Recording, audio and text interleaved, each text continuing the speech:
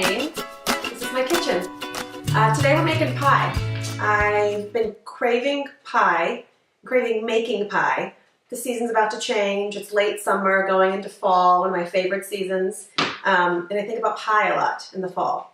But we're gonna make a fruit pie today. We're gonna make a plum peach pie. And I've never made it before. I'm kind of making it up as I go. So you guys are gonna be right along with me. And we're gonna make up a pie. It's gonna be awesome.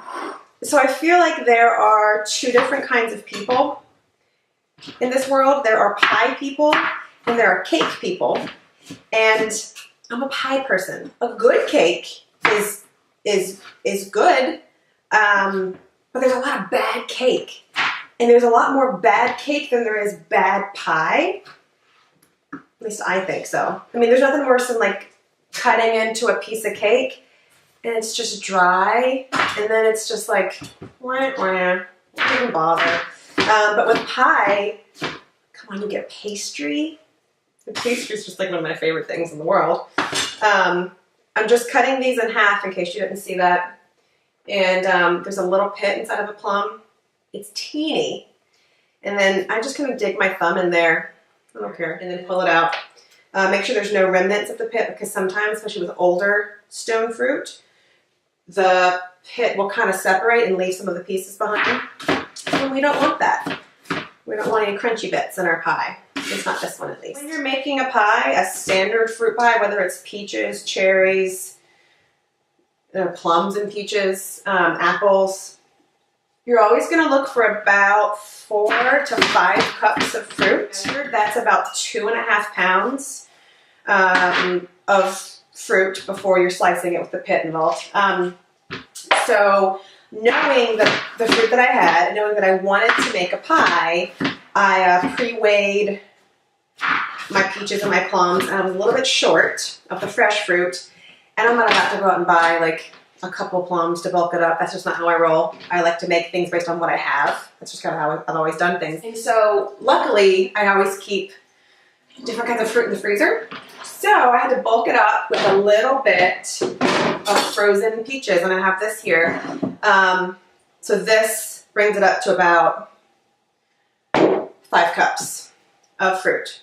And the idea, if you're going to be using frozen fruit, which you could totally do 5 cups of frozen plums or peaches, you just want to double the thickener, whatever the ingredients, the recipe calls for. You want to double that amount to compensate for the amount of moisture that's going to be on the frozen fruit, right? I'm going to use cornstarch.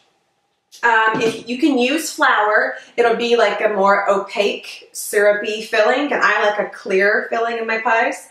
So we're going to go with a 1/4 cup of cornstarch, and that's the general rule, the general ratio when it comes to fruit pies. You're looking at 4 to 5 cups of fruit and a 1/4 cup of your thickener. And because actually that I'm using a little bit of frozen fruit, I'm going to throw in an extra tablespoon, a scant tablespoon of cornstarch, just to compensate for that frozen peach juice that's on there. Lemon. I'm going to add some lemon and some zest and lemon juice in here. So I'm going to put the zest of a whole, pretty big lemon in there. And then let's juice this sucker. And put the whole juice in there too, yeah? All right. Here's a little tip. If you don't have a little juicer on, a little reamer, and you were zesting it prior to juicing it, just use a little microplane that I just used. Catch all the seeds that we don't want in our pie. Again, no crunchy pie. Look, see? Seeds right in there. Start with a 1/2 cup of sugar. And you know what? I'm going to go brown sugar. I'm winging it, making it up as I go. Let's go brown sugar. Let's do 1/2 cup of brown. I'm going to pack it in there. So I'm going to pinch of salt. It's just almond extract. Almond extract and peaches are just like peanut butter and jelly. And a little bit of vanilla. Can't go wrong with a little bit of vanilla when you're baking most things, right? And I kind of think we should add some ginger. What do you think? Yeah? All right, so this, after you get it all mixed up, it's pretty important to let this sit for a few minutes, which gives me perfect time to actually roll out my pie dough. We're letting our fruit filling mixture sit and thicken up a little bit. We're going to work on our crust. All right, so this recipe is actually my gluten-free pie dough recipe, which you can find on myeverydaychampagne.com. So I'm going to plop it down on, I have a sheet of plastic wrap down on my board, yes? Dough goes down, dough ball goes down. Plastic wrap that it was wrapped in, because we don't want to waste anything, goes on top of that. Rolling pin. Get those muscles ready, ladies. Ready? Or gentlemen. I mean, I don't discriminate. All right, first, just kind of beat the heck out of it. And then once you get it out to where it's starting to look flat-ish, then you start rolling. Center, always start in the center of your dough round, and then firmly press out. And I'm going in all the different directions, but I'm always going center out. I'm gonna flip it over. I'm gonna keep working. See, this makes me want to eat dough, which I did a lot as a kid. Is that sad? Is that weird? Probably. And the plastic is going to serve two purposes. You'll see the other purpose in a little bit, but what it's doing right now is it's making it so much easier to roll out. I'm not needing to add extra flour, or in this case, because it's gluten-free, I would have used cornstarch instead of pipeline. Take off what will be the bottom, or would have been the bottom plastic wrap. Flip it in, remove other plastic wrap, and it's in there. I mean, you didn't have to roll it up on the thing or nothing, man. It just goes right in. I don't need my pie dough to be perfect. Otherwise, I feel like people are going to look at it and go, she bought it. Totally bought it. All right, filling goes down next. Here we go. Yum! Oh my gosh, it smells so good. It really does. The peaches and the plums, you can really smell that. And then the lemon and almond and ginger. I'm telling you, I'm excited. I'm gonna have pie for lunch, y'all. From here, we're doing the same thing with the other crust. Rolling it out the same way. Plopping it on top. So I rolled out the top crust.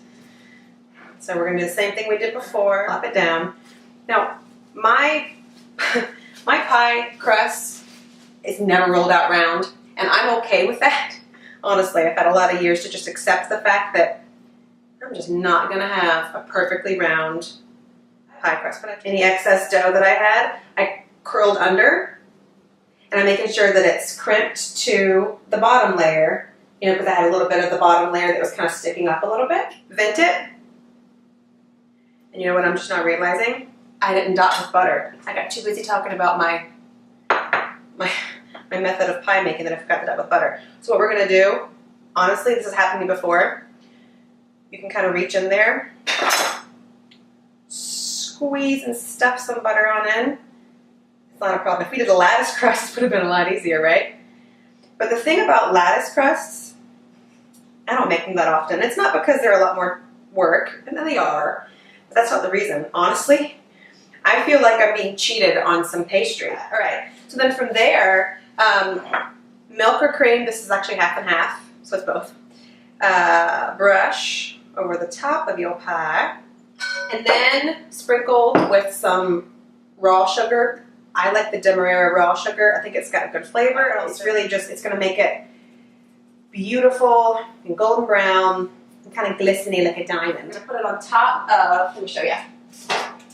On top of a cookie sheet that I wrapped in foil, because this sucker's gonna bubble over. So your insurance is to put it on top of not only just a pan, but a foil wrapped pan. Our pie is done. Our peach plum pie that I just sort of made up today is done. I let it cool for a little bit. I baked it at 400 for 30 minutes and then bumped the heat down without opening the oven to 350 for another 30 minutes. Baked it on top of a foil lined cookie sheet, so no juices would fall over, but none did, actually. And then I let it cool for about 30 minutes or so. It's still warm because, I mean, who doesn't love warm pie, right? But isn't it beautiful?